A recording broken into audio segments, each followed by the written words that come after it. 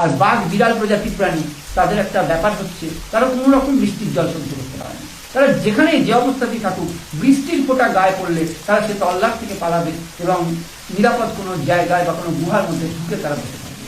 এই বৃষ্টি পরবর্তী যাত্রা বাঁচিয়ে দিল, বাঘটা সেখান থেকে পালিয়ে গেল। কিন্তু নতুন উৎপাত, প্রচন্ড ঠান্ডা, বৃষ্টি থামতে। যাই হোক, ঠান্ডায় তিনি জমে বসে থাকলেও ভোর হওয়ার সঙ্গে সঙ্গে বদ্রী লোকজন নিয়ে এসে তাকে ধরাধরি করে নামালো এবং গরম চা খেয়ে একটু সুস্থ হয়ে তিনি বদ্রীর বাসায় চলে গেলেন। বদ্রীর বাড়িতে বসে তারা ঠিক করলেন যে এই বাঘটাকে খেদিয়ে বার করতে হবে জঙ্গল থেকে। বদ্রীর সঙ্গে আলোচনা করে জিম করবেট জানতে পারলেন জায়গাটা সম্বন্ধে এবং বদ্রী তাকে বললেন গোটা 30 লোক তিনি জোগাড় করে দেখবেন খেদানোর জন্য। কিন্তু এই এত বিশাল জঙ্গল কি মাত্র এই কটা লোককে খেদানো যাবে?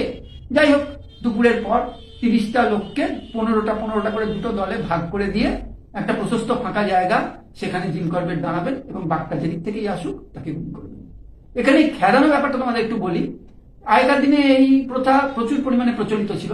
বহু লোকজন জঙ্গলটাকে ঘিরে টিন ক্যানেস্ত্রা বাজাবে, হাততালি দেবে, মুখে আওয়াজ করবে, পাথর ছুঁড়বে, এরকম ভাবে করবে। আর শিকারী কোনো ফাঁকা স্থানে দাঁড়িয়ে বা কোনো গাছের উপর অপেক্ষা করবে। সবারই হইচইতে বাঘ দ্রুত গতিতে পালিয়ে কোনো ফাঁকা জায়গায় সেখানে এসে পড়লে গাছের উপর থেকে বা নিচের থেকে শিকারী তাকে গুলি করবে। এটা খেদানো পদ্ধতি, একটা প্রচলিত পদ্ধতি ছিল। যাই হোক, এবার স্থির হলো যে বদ্রী লোকজনকে একটা গুলি করে আওয়াজ দেবে, গুলির আওয়াজ দেবে, আর তখন তারা খেদানো শুরু করবে। জিম করবেট এবার বদ্রীর কথা মতো ওই রাস্তাটা দিয়ে যাচ্ছে, যেখানটায় কথা আছে তিনি দাঁড়াবেন। দেখলেন যে বদ্রী যেমন যেমন বলে দিয়েছে তেমন তেমনই জায়গাটা। এদিকে বদ্রীর গুলির আওয়াজ পেয়ে লোকগুলো খেদানো শুরু করে দিয়েছে। তিনি এদিকে ফাঁকা জায়গায় পৌঁছে গেছেন, কিন্তু গিয়ে দেখলেন যে জায়গাটা বদ্রী বলে দেওয়ার জায়গার মতন অতটা প্রশস্ত নয়, খুবই ছোট একটা জায়গা এবং বাঘ যে কোন দিক থেকে বেরিয়ে আসবে সেটা তিনি কিছুই বুঝে উঠতে পারলেন না। অনেকক্ষণ খেলানোর পর লোকগুলো জিম করবেটের কাছাকাছি আসতে জিম করবেট তাদের ডেকে নিলেন, বললেন যে এভাবে কাজ হচ্ছে না, এই এত কম লোকে হয় না, এই এত বড় জঙ্গল অন্তত 300 থেকে 350 লোক দরকার ঠিক মতো খেলানোর জন্য, এই 30টা লোকের দ্বারা সম্ভব না। যাই হোক, এবার সেই লোকগুলো বসে আছে, জিম করবেট তাদের সিগারেট দিয়েছেন, তারা সিগারেট খাচ্ছে। এমন সময় জিম করবেটের সামনে যে লোকটি বসেছিল সে জিম করবেটের কাঁধের ওপর দিয়ে পেছন দিকে বড় বড় বিস্ফারিত চোখে স্থির ভাবে চেয়ে আছে। জিম করবেট বুঝতে পারছেন না হঠাৎ লোকটার হলো কি, সবাই কথা বলছে, সে কেন স্থির হয়ে আছে। জিম করবেট ঝট করে পেছন ঘুরে দেখলেন একটু দূরে একটা ফাঁকা জায়গা দিয়ে বাঘিনীটা আসছে। বাঘিনীটা কিন্তু তাদের লক্ষ্য করেনি। বাঘিনীটার সামনের পাটা একটু টেনে হাঁটছে। তিনি শুনেছিলেন যে বাঘিনীটা একটু খোঁড়া, তো তিনি দেখা মাত্র বুঝে নিলেন এই সেই নরখাদক বাঘিনী। তিনি সঙ্গের লোকগুলোকে বললেন কোন রকম আওয়াজ না করতে। এবার তিনি দেখছেন যে বাঘিনীটা জঙ্গলে ঢুকে আসার আগেই তিনি যদি পারেন জঙ্গলের আড়াল নিয়ে ছুটে গিয়ে বাঘিনীটার সামনাসামনি হবেন, কিন্তু সেখানে কোনো ফাঁকা জায়গা নেই। এই করতে করতে বাঘিনীটা যেই একটা ঝোপের মধ্যে ঢুকেছে, তিনি দৌড়ে গুঁড়ি মেরে ঝোপের আড়ালের সাহায্য নিয়ে একটা জায়গায় চলে এলেন। দিদি দেখলেন সেখানে কাঁটা গাছে ঘেরা একটা সুড়ঙ্গ মতো। বাঘিনীটা ওই জায়গায় আসার আগে তিনি পৌঁছতে চাইছেন। সেই সুড়ঙ্গে গুঁড়ি মেরে ঢুকতে গিয়ে তার মাথার টুপিটা খুলে গেল, তার মাথায় বড় বড় কাঁটা, এক ধরনের বেঁকা কাঁটা ফুটে গেল। তিনি তাতেও পরোয়া করলেন না, তার মাথায় যন্ত্রণা হতে লাগলো, জ্বলছে। তবুও তিনি সেই সুড়ঙ্গ গুঁড়ি মেরে যাচ্ছেন, কাঁটায় ঝোপে হাত পা মুখ কেটে কেটে যাচ্ছে। তবুও তিনি সেই সুড়ঙ্গের বাইরে এসে দাঁড়ালেন। এখানে একটা 50 ফুট গভীর নালা আছে। তিনি হঠাৎ একটা হাড় চিবোনোর আওয়াজ পেলেন।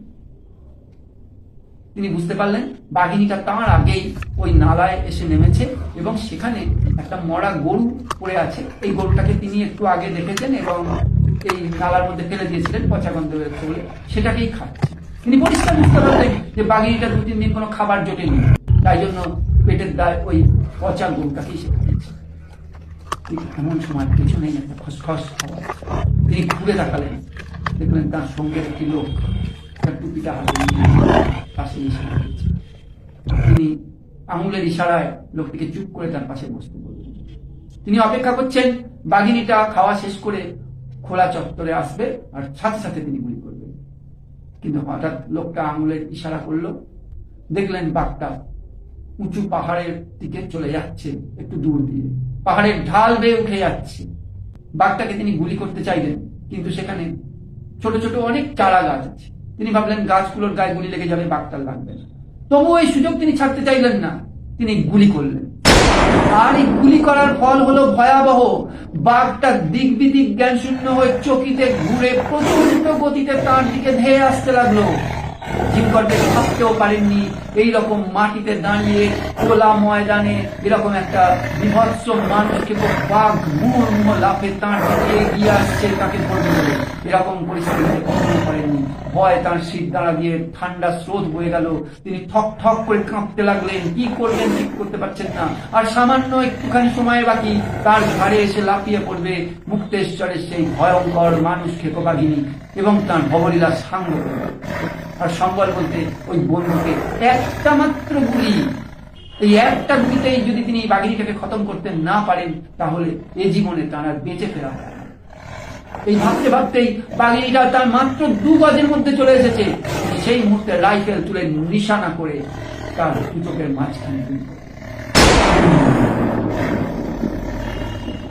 বাঘিনীটা তাকে লক্ষ্য করে লাফ দিয়েছিল, কিন্তু .500 বোরের ভারী গুলিটা তাকে একটু হলেও দিক ভ্রষ্ট করে দিয়েছিল। জিম কর্বেটের বাঁ কাঁধের ওপর দিয়ে শূন্যে ভেসে সে কোনো বাধা পেল না। ভেবেছিল জিম কর্বেটকে ধরবে, কিন্তু সেটা না পেয়ে সোজা গিয়ে পড়লো নিচের একটা ছোট নদীর উপর। নদীটায় সামান্য জল ছিল। জিম কর্বেটের সম্বিত ফিরল। তিনি তাড়াতাড়ি করে গিয়ে দেখলেন বাঘিনী 4টে পা উঁচু করে নদীতে পড়ে আছে, আর নদীতে সামান্য জল থাকায় তার পিঠটুকু মাত্র নদীর জলে ডুবে আছে। চারিদিক বাঘের রক্তে লাল। সঙ্গে সঙ্গে সেই লোকটিকেও ডেকে নিলেন। সে কাঁপতে কাঁপতে ছুটে এলো। এসে এই দৃশ্য দেখে মহা আনন্দে সে সঙ্গে লোকজনকে ডাকলো। এদিকে পরপর 2টো গুলির আওয়াজ পেয়ে বদ্রী ও তার লোকজন নিয়ে ছুটে এসেছিল। সবাই মিলে এবার বাঘটাকে মহা উৎসাহে ডালপালা ভেঙে জল থেকে তুলে নিয়ে বদ্রীর বাড়িতে নিয়ে এলো। এবার বদ্রীর বাড়ির উঠোনে সেদিন সন্ধ্যের থেকে জিম কর্বেট তার ছালটা ছাড়াচ্ছিলেন। তখন তিনি দেখলেন যে বাঘটার পায়ে 3 থেকে 9 ইঞ্চি গভীর প্রায় 7-8টা সজারু কাঁটা, আর বাঘটার 5-6টা কানা, সেটা ওই সজারু কাঁটা দিয়ে, অর্থাৎ সজারু শিকার করতে গিয়ে বাঘটা এরকম আহত হয়েছিল। সেই জন্য সে স্বাভাবিক শিকার ধরতে না পেরে মানুষকে পরিণত হয়েছিল। চারিদিকের গ্রামের মানুষেরা এসে সেই রাত্রে জিম কর্বেটকে একটু ছুতে চাইছে, তাদের পরিত্রাতা ভগবানকে একবার স্পর্শ করতে চাইছে। আশেপাশের বহু গ্রামের মানুষেরা বহু রাত পরে শান্তিতে ঘুমোতে পারবে, বহুদিন পর নিশ্চিন্তে চাষের কাজে দিনের বেলায় যেতে পারবে, হাটে বাজারে যেতে পারবে। এ পাওনা তাদের এই ঈশ্বর জিম কর্বেটের হাত ধরেই তারা পেয়েছে। আমার আজকের গল্প মুক্তেশ্বরের বাঘিনী এখানেই শেষ করলাম। গল্পটা তোমাদের কেমন লাগলো আমাকে অবশ্যই কমেন্টে জানিও।